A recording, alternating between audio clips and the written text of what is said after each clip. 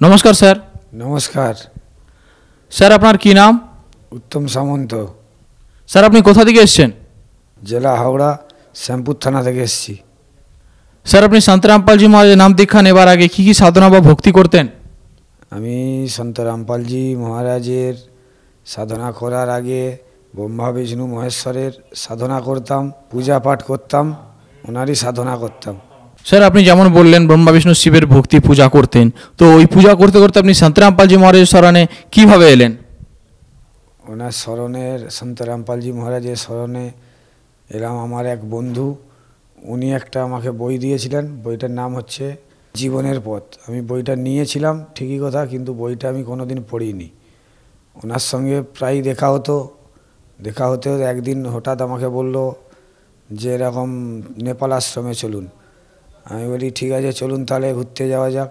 বলে নেপাল আশ্রমে ওনার সঙ্গে ঘুরতে গেলাম। সেখানে গিয়ে আমি জ্ঞান বুঝলাম যে ব্রহ্মা বিষ্ণু মহেশ্বরকে ওনার ভক্তি করলে কি কী লাভ পাওয়া যায়, এবং সন্ত রামপালজি মহারাজের ভক্তি করলে সাধনা করলে কি কী লাভ পাওয়া যায়। ওখানে গিয়ে আমি জ্ঞান বুঝতে পেরে ওইখানেই নাম দীক্ষা নিই। স্যার আপনি যেমন বললেন সন্ত রামপালজি মহারাজের এখন ভক্তি করছেন, তো ব্রহ্মা বিষ্ণু শিব এনাদের ভক্তি কি ইনি ছাড়িয়ে দেন? না, এনাদের ভক্তি উনি ছাড়ায়নি, উনি সঠিক ভক্তি করার মার্গ বলে দেন।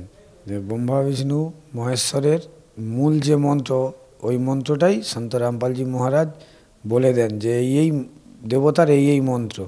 ওই মন্ত্র জপ করেই আমি লাভ পেয়েছি। আগে ফুল দিয়ে ওনাদেরই পূজা করতাম, কোনো লাভ আর্থিক লাভ পাইনি, কিন্তু এখন ওনাদেরই পূজা মূল মন্ত্র জপ করে পূজা পাঠ করি, আর আগের থেকে অনেক আর্থিক লাভ পেয়েছি এখন। স্যার আপনি সন্ত রামপালজি মহারাজের নাম দীক্ষা নেবার পর কি কি লাভ পেয়েছেন? আমি নেশা ভান প্রচুর করতাম। সন্ত রামপালজি মহারাজের স্মরণে যাওয়ার পরে আমার সব নেশা ছুটে গেছে, এবং আমি যা নেশা করতাম ওই নেশা পাওয়ার পরে সেই সব কাজের টাকা চলে যেত, কোনো আর্থিক লাভ পেতাম না। এখন তো নেশা ভান ছেড়ে দিয়ে অনেক আর্থিক লাভও পেয়েছি, এবং শরীরে সুস্থতাও অনেক লাভ মনে করছি। স্যার আপনি যেমন বললেন সন্ত রামপালজি মহারাজের নাম দীক্ষা নেওয়ার পর নেশা আপনার দূর হয়ে গেছে, তো সন্ত রামপালজি মহারাজের ভক্তি সাধনায় কি পূজা বা সাধনা করতেন যে আপনার একদমই নেশা দূর হয়ে গেছে? সন্ত রামপালজি মহারাজের স্মরণে যাওয়ার পরে ব্রহ্মা বিষ্ণু মহেশ্বরের মূল মন্ত্র জপ করতেই আমার সব নেশাভান দূর হয়ে গেছে। যারা আপনাকে টিভিতে দেখছে ওনাদেরকে আপনি কি বার্তা দিতে চান? ওনাদেরকে আমি এটাই বার্তা দিতে চাই যে ব্রহ্মা বিষ্ণু মহেশ্বরের মূল মন্ত্র জপ করুন, সন্ত রামপালজি মহারাজের স্মরণে আসুন, সব দিক থেকেই লাভ ভোগ করুন। স্যার সন্ত রামপালজি মহারাজের স্মরণে কিভাবে আসা যাবে?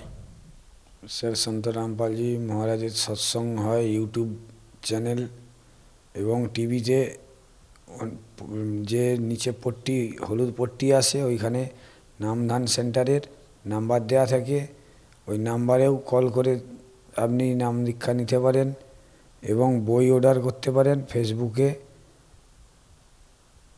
যে নাম্বার দেওয়া থাকে ওই নাম্বারেতে আপনারা বই অর্ডার করতে পারেন। ওই নাম্বারে আপনি কল করে নাম দীক্ষা কেন্দ্রে গিয়ে নাম দীক্ষা নিতে পারেন এবং বই নিতে পারেন। স্যার আপনাকে অনেক অনেক ধন্যবাদ। সৎ সাহেব।